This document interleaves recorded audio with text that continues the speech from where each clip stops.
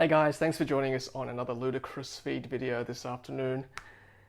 We are going to talk about electricity usage in a typical Australian household today. That's part of a greater series of talks that I want to discuss with you on solar power, home battery storage, and energy efficiency. So why are Australians experiencing pain at the electricity bill? I guess there are more appliances and devices being used in our houses to help make our lives easier. The trade-off is that we're using more power to power those devices, and hence our electricity bill will be going up because of that.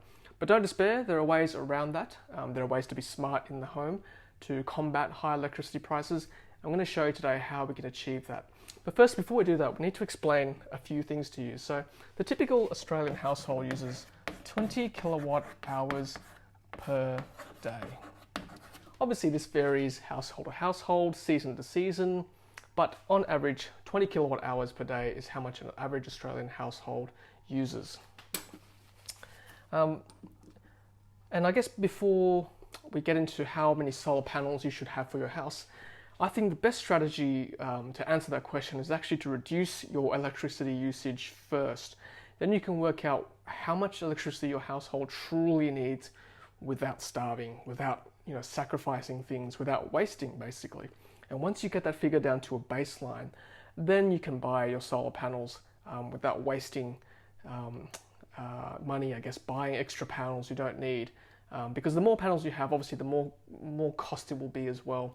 And in a separate video, I'll go through with you what's the best number of panels you should get for your house. But first, reduce your energy usage, and we'll do that right now. So 20 kilowatt hours per day. I want to draw for you a graph on electricity usage pattern for a typical household.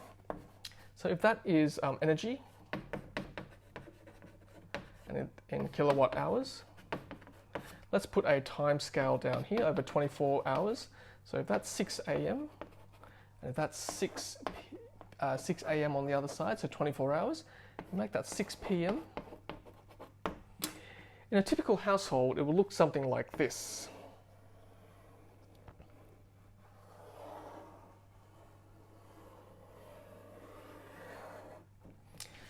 So this hump here represents morning time when everyone is awake.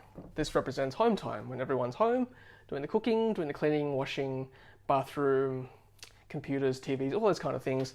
So electricity usage tends to go up at this time, and it will be high as well at breakfast time for your toaster, your kettle, all those kind of things. There's also sometimes a little hump here as well, and that's for your hot water, but we'll do that separately as well. Interestingly, let me show you something. This, I'll use a red pen. So a red chalk will represent how electricity is billed in Australia, and particularly in Sydney and New South Wales, where I'm from. There's two ways electricity is billed by your power company. There's a flat rate, and that is at 30 cents per kilowatt hour. And let me show you something which may blow your mind. Certainly blew mine when I actually thought about this. Purple chalk. So that's a flat rate. There's also something called time of use, and watch this.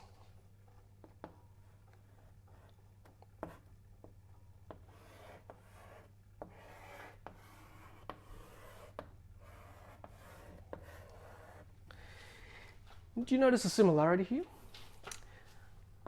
So if you're on a time of use plan, you are going to be billed the highest in this sort of last 6 to 7 hours of the day. And then there's something called shoulder, which is a little bit cheaper, and then there's off-peak, which is the cheapest of all. But just notice how it matches electricity usage for an average home. So the power companies aren't stupid. They know when to bill you. They'll bill people when usage is highest, when everyone's home using things. So I guess I'm trying to tell you that don't be like the rest of Australia and use your power during that time, because you are going to be billed a lot of money, and that's no laughing matter. This is 60 cents per kilowatt hour. I've looked at all the graphs and data on the internet. 50% of your energy is going to happen between about 4 p.m. and midnight. So 50% of the time you will be billed at a high, or the next highest bracket of electricity. That's about 24 cents. This is about 16 cents.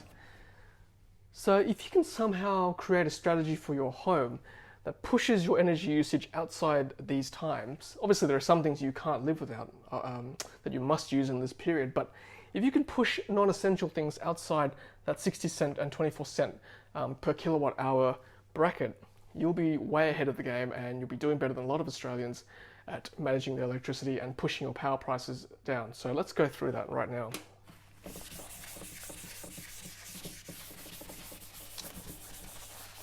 So I guess what I'm trying to tell you is that a lot of Australians are on a standard plan. 30 cents per kilowatt hour. If you don't really care or think about how much power you're using, then 30 cents per kilowatt hour, you just go, all right, well, it's a flat rate whenever I use it. I'll just use whatever power. And that's the kind of mindset I guess I don't want you to fall into, because that makes you lazy and then doesn't think about how much power, doesn't make you think about how much power you're using. And there's a disadvantage, because if you're sure it's cheaper in that sort of 2 to 8 p.m. when it's only 30 cents, but if you've got the heater on overnight because it's a cold winter, you'll be paying 30 cents per kilowatt hour for your heating between the hours of 10 to 7 a.m., 10 p.m. to 7 a.m. If you're on a time of use plan, which is what I'm trying to get you guys to think about, and by the way, most electricity companies as a default are going to bill you a standard rate unless you say something. They'll offer you this as standard or as default. So have a think about time of use. Sure, it's 60 cents per kilowatt hour between those times, but between that time, it comes down to 16.5 cents per kilowatt hour. That's literally almost half the price for those hours. You can do a lot of things in that time and get away with a much cheaper rate, and being smart by not using too much out in that period. So let's go through that right now.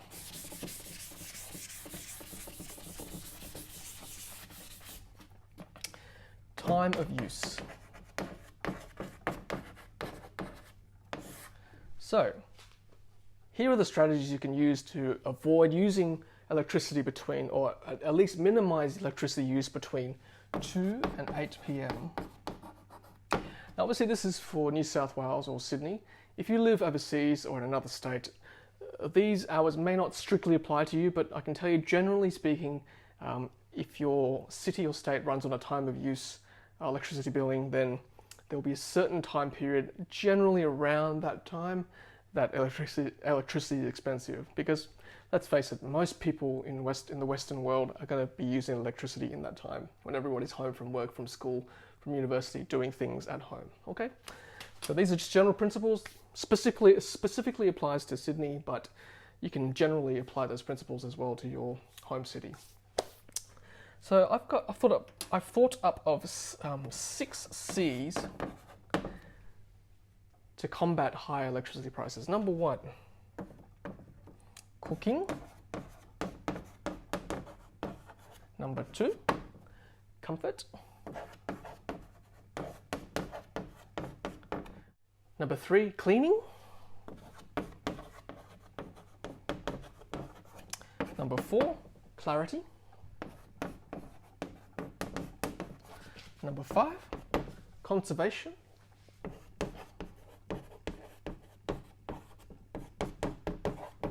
And number 6, most important of all, consistency. Consistency. I can't stress this one enough, and I'll go through that at the very end. So cooking, comfort, cleaning, clarity, conservation, and consistency. Let's go through each one.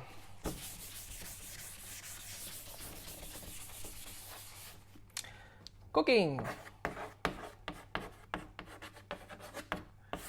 So cooking. So most Australian households, as you saw in that graph, there will be 2 peaks, one in the morning and one in the evening. Now in the morning, there's not much you can do. You wake up, you need to have breakfast, right? And you need to have your cup of coffee, all those kind of things. Just keep in mind that the electricity price after 7 a.m. jumps up from 16.5 cents per kilowatt hour, becomes 24 cents per kilowatt hour. May not seem like much, but obviously these things all add up, okay? So these strategies, day to day, you think, well, is it really worth saving? But over a period of 90 days in an electricity bill, over 365 days of the year, they do add up to hundreds, if not thousands of dollars. Okay, so 16.5 cents to 24 cents. Simple strategy, but if you can wake up before 7 a.m. each day, you know, make a cup of coffee, boil your kettle, toast it, all those things before 7 a.m., you're going to save a little bit of money on that end. In the evening, between 2 and 8 p.m., like I've said before, you get charged 60 cents per kilowatt hour. After 8 p.m., that goes down to back to 24 cents. So there's not a lot you can do. I guess people need to eat in this time, all right? So you need to run your microwave. You know, you need to, if you've got an induction cooktop, then that's going to be a bit more expensive than a gas cooktop. I guess one thing you shouldn't be running in this period is your oven, if you can help it. The oven is very intensive. You're looking at about 2.5 kilowatts. That means in 1 hour, you're going to use 2.5 kilowatt hours worth of energy. If you're paying 60 cents per kilowatt hour, that is about $1.50. $1.50 per day, big whoop, but over a period of a year, that's a few $100s there. Okay, so if you can help it, don't use the oven in this time.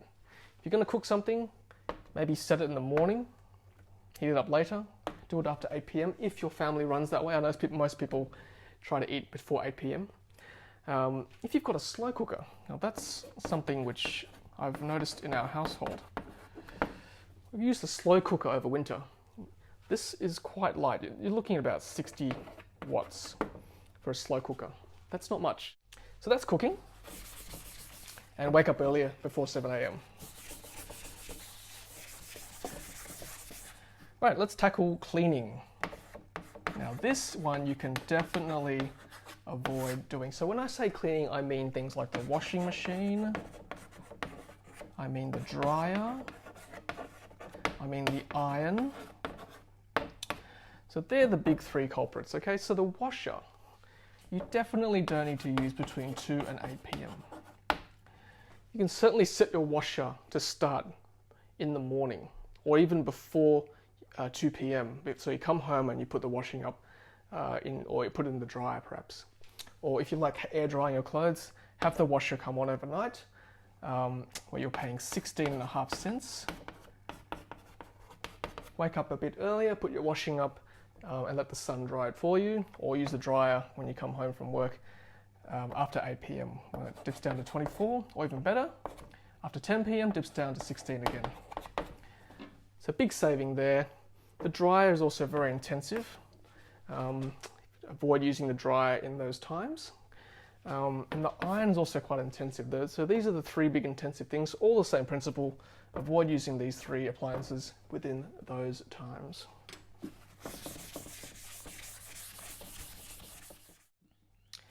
Right, let's tackle comfort. Now, comfort, I'm going to include things like heating, cooling, and hot water. Heating, cooling, hot water, they are very intensive things for the house. In fact, heating is probably the most energy intensive thing you can do for your house. Cooling is not too bad.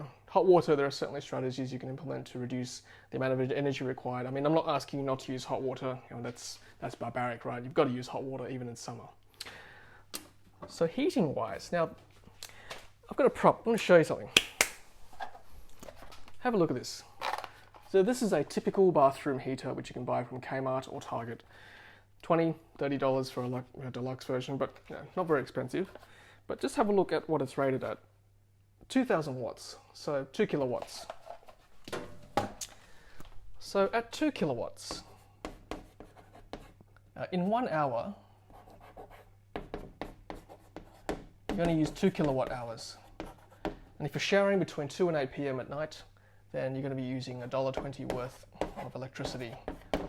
I say an hour because I'm just sort of basing the fact that if you've got 4 people in your house, everyone takes 15 to 20 minutes to shower, dry your hair, towel down.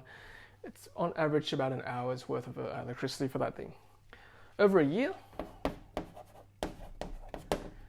yeah, that's about $400 really. Easy.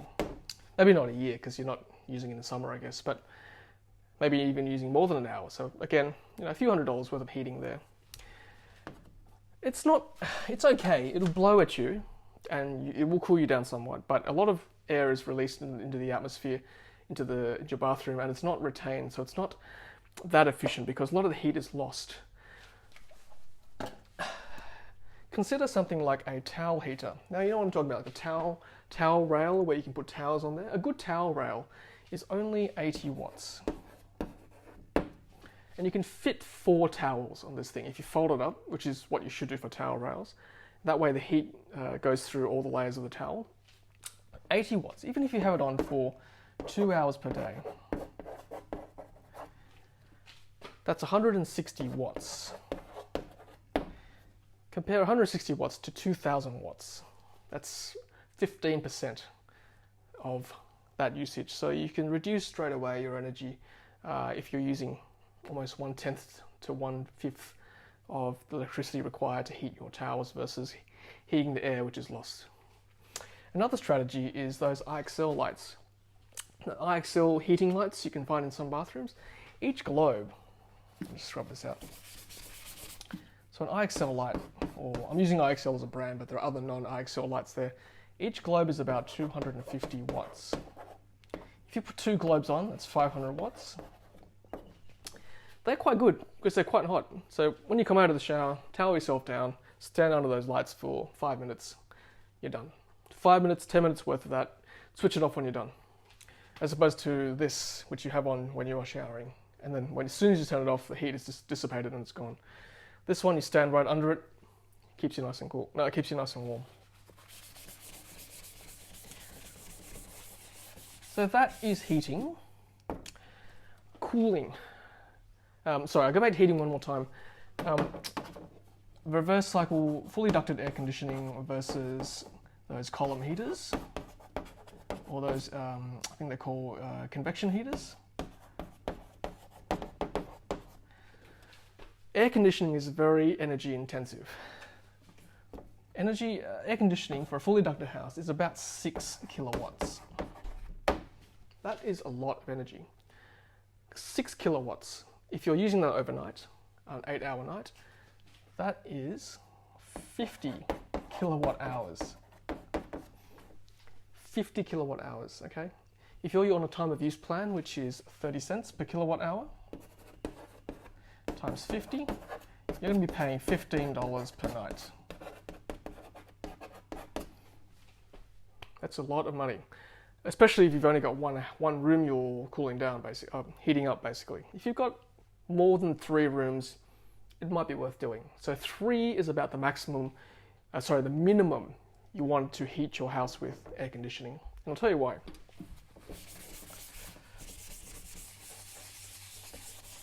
Consider the column heater.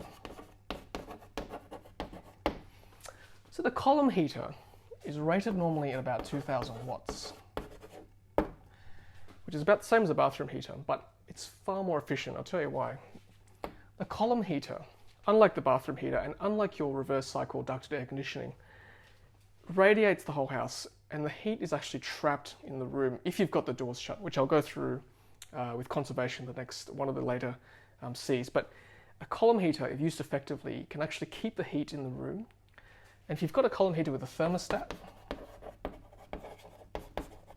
and a timer,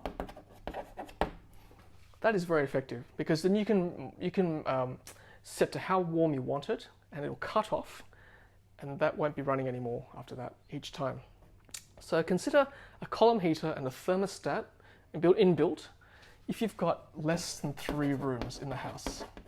So remember when I said reverse cycle air conditioning is 6 kilowatts or 6,000 watts, and air conditioning, it doesn't really cut off, right? I'm sure there's a thermostat, but it will keep running. It keeps running for you. That's the thing. Whereas a column heater, because it's efficient, it'll cut off and the heat will be trapped in the room. If the air conditioning cuts off, the heat is gone, right? It quickly disappears and it'll be cold again. So you need to keep that aircon running, as opposed to the column heater, which cuts off in and out during the night, which is very efficient.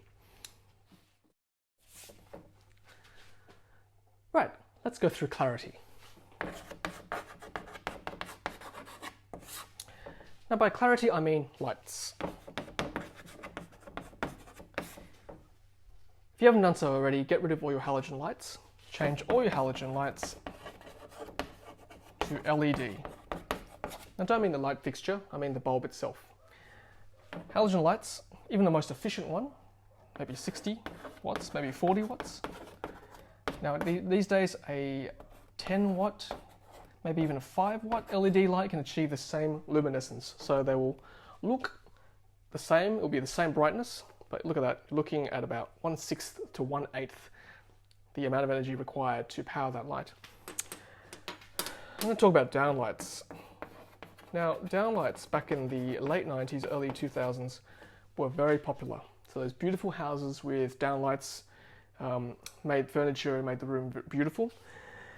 Look at one of these downlights. This is a downlight from IKEA, 6.3 watts. It's LED, okay? It's got the same luminescence as a 40 watt downlight. So that's, 1/5, 1/6 the energy required. I know what some of those houses are like. Some of these houses have got 50, halogen downlights in the living room. Every bedroom will have one, upstairs, downstairs, all the corridors, 50 of these. If you've got 50 at 40 watts and you turn them all on at once, you're looking at 2 kilowatts worth of lights if you have them all on at once. And if you have them on for 6 hours in a day, that's 12 kilowatts. So if you've got 2 kilowatts on for 6 hours a day, that's 12 kilowatt hours. At 30 cents, or even at peak, at 60 cents per kilowatt hour, if you're on a time of use plan, it's about $7 per day. Just in lights. 300 days a year, well, $2,000 a day. Just think about that if you've got downlights, change them over to LED. I think you will be surprised how much you will save from that. So that's all I want to say about clarity. Let's talk about conservation.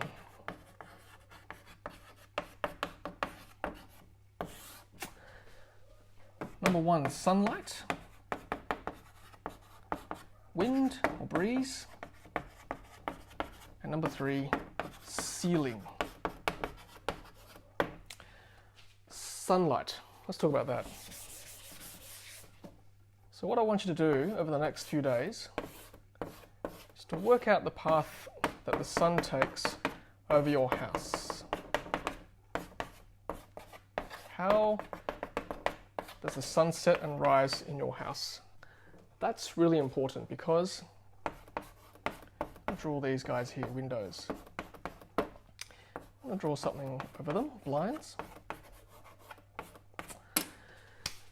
So if you can, you've got control over your blinds. If you're not at work early in the morning, or if you're home before the sun sets, take a chance to close the morning sun blinds, the blinds that face the sun in the morning, or the windows that face the sun in the morning, and take note of which windows face the sun in the evening. When the sun sets, particularly the western sun where we are in Sydney, it's quite strong, and that's the most important one to block out at night time before you go to sleep, because that's going to be the last heat you receive before the sun sets. If you can block out the sun and heat at twilight, then your house will be cooler. You'll need less air conditioning or less cooling after hours. That'll save you in the long run. So important to know how the sun travels over your house. Shut the blinds and shutters in the evening sun in particular. Save you having to cool your house afterward. Small tip. Number 2, the breeze. Usually there's a cool change on a hot day. Now, I said before there's about 5 or 6 days in a year where that doesn't happen, and there's a hot day over a hot night, but generally speaking there is a wind that will come through, in Sydney at least, in the evening. Open your windows up. So cool, wind, change, open the windows. Let the breeze in, cool the house down in those last few hours of daylight. Make a big difference. You don't need to cool your house as much after hours. Okay, breeze.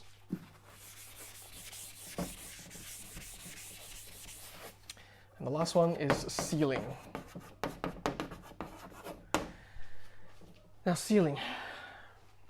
So this is important. If you are going to cool or heat a house or in a specific room, shut the doors. Close the windows. Seal the gaps. Don't lose the heat. Don't lose the cool. Shut the windows, shut the doors. Only cool the areas you want to cool. A lot of times, heat and cooling is lost to areas you don't need in the house, and that is a waste. Now, more energy is required than to cool your house because you're letting heat and the cool there dissipate out to areas you don't need. Toilets, laundry, these areas do not need to be cooled or heated. Make sure you always shut those doors.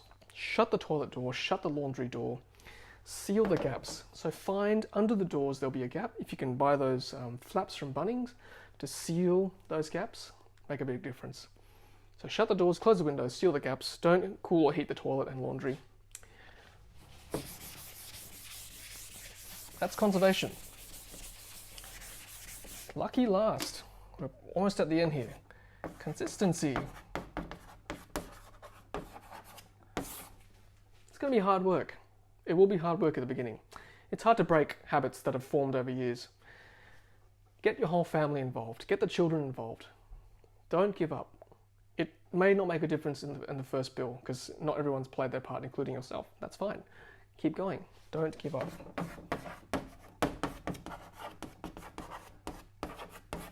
It might take a year, it might take 2 years, but if you can break those bad habits and form new ones where you're not wasting energy and you're using energy efficiently, you'll be much better off in the long run. Your power bills will come down.